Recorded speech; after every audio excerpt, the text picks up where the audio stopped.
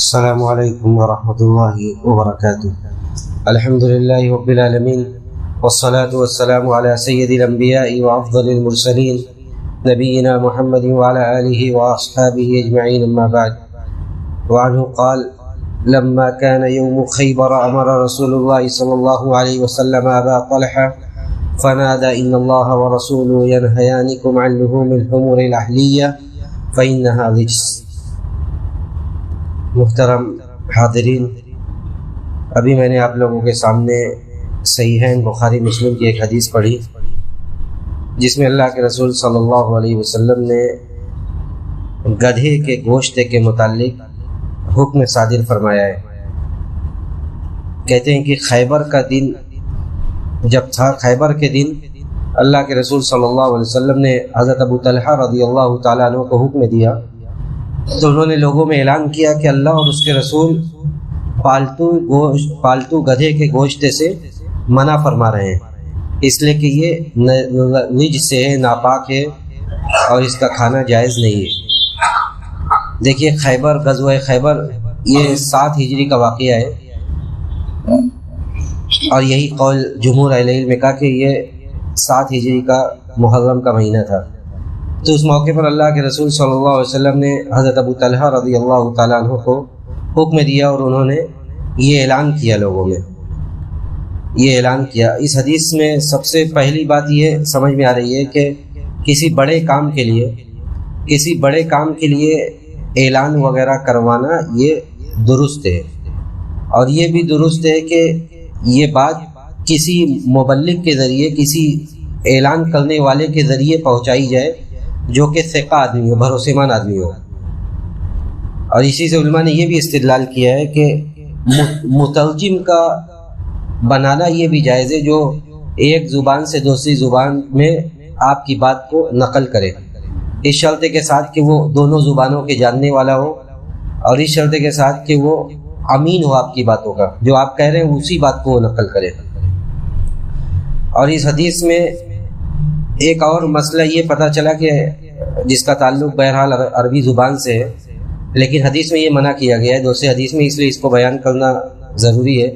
کہ اللہ اور اس کے رسول دونوں کو ایک کلمے میں جمع کر دیا گیا کہ اللہ اور اس کے رسول ینہیانکم، منع کر رہے ہیں،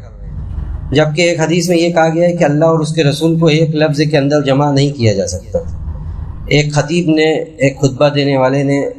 یہ کہا تھا تو اللہ کے رسول نے اسے منع کیا تھا، لیکن اس حدیث میں ایک ساتھ استعمال کیا گیا، تو اس کا جواب یہ دیا جاتا ہے کہ جس خطیب کو اللہ کے رسول نے منع کیا تھا وہ خاص وجہ تھی اس کے منع کرنے کی، اور چونکہ وہ خطبہ تھا، خطبہ میں شرح و بسط سے کام لیا جاتا ہے، اور بعض لوگوں نے یہ بھی کہا ہے کہ وہ خطیب اللہ اور اس کے رسول میں برابری کا اعتقاد رکھتا تھا، اس لیے اسے منع کیا گیا۔ بہرحال استعمال کیا جا سکتا ہے، جائز بات یہ ہے کہ استعمال کیا جا سکتا ہے، اور ہمارے خطبہ حضرات کرتے بھی ہیں کہ وَمَن یعصِہ مَا فَقَدْ غَوَا، اس طرح کا جملہ۔ تو اس حدیث میں اس بات کی بھی دلیل ملی کہ جو پالتو گدھے کا گوشت ہے، دیکھیے عربی میں جو عام گدھا ہے، جو جس سے سواری وغیرہ کا کام لیا جاتا ہے، اسے پالتو گدھا کہا جاتا ہے، تو اس کا گوشت کھانا یہ منع ہے۔ لیکن حمر الوحشی جو ہے، وحشی گدھا، اس کا گوشت کھانا جائز ہے، جسے ہم زیبرا یا نیلگائے زیبرا کہتے ہیں، تو اس کا گوشت کھانا جائز ہے۔ لیکن یہ جو عام گدھا ہے، جس کو ہم لوگ گدھا کہتے ہیں، اسے عربی میں حمر الاہلی کہا جاتا ہے، اس کا گوشت کھانا یہ جائز نہیں ہے۔ اب اس میں کوئی اختلاف نہیں کہ اس کا گوشت کھانا ناجائز ہے، لیکن اختلاف اس بات میں کہ اس کا پسینہ، اس کا جھوٹا، یہ سب چیزوں کے متعلق کیا حکم ہے۔ بعض لوگ کہتے ہیں کہ یہ ناجائز ہے، اس کا پسینہ بھی لگ جائے وہ بھی ناجائز ہے، اس کا جھوٹا، اس طرح کی چیزیں بھی، لیکن جمہور اہل علم کا قول یہ ہے کہ یہ اس کا جھوٹا وغیرہ یا اس کا لعاب، اس کا پسینہ، یہ جائز ہے، اس لیے کہ اللہ کے رسول صلی اللہ علیہ وسلم اور صحابہ اکرام اس پر سوار ہوا کرتے تھے، اور یہ کسی بھی حالت میں یہ ممکن نہیں کہ سوار ہوتے رہیں اور کبھی اس کا پسینہ وغیرہ نہ لگتا ہو، تو اسی لیے علماء نے کہا کہ پسینہ وغیرہ اس کا یہ جائز ہے۔ اور جو منع کیا گیا انہا رجس سے جو کہا گیا ہے، یہ رجس سے اس کے گوشت کی طرف اشارہ کیا گیا ہے کہ اس کا گوشت کھانا یہ جائز نہیں ہے، یہ ناجائز ہے کھانا، یہ ناجائز ہے کھانا، نہ کہ اس کے پورے جسم کی طرف۔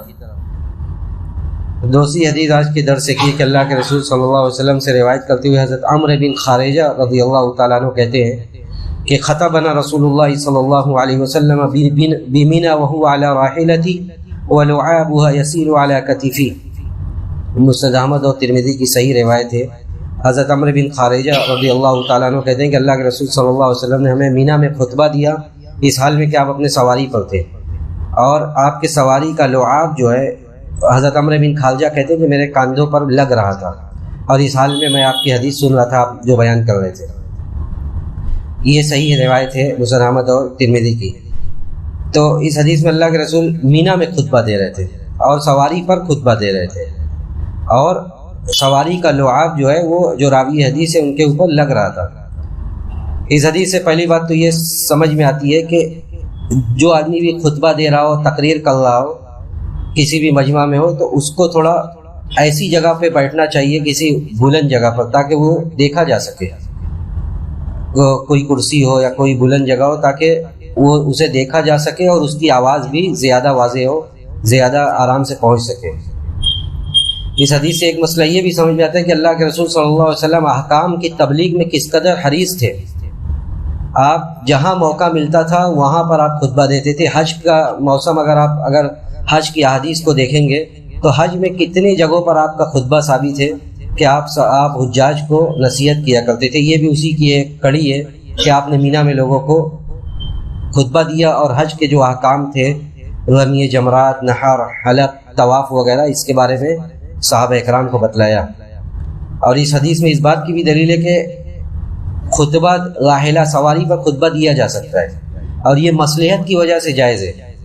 مصلحت کی وجہ سے جائز ہے۔ لیکن ایسا نہ ہو کہ آپ سواری پر، یعنی اس زمانے کی سواری، اونٹ پر اور گھوڑے پر بیٹھ کر اتنی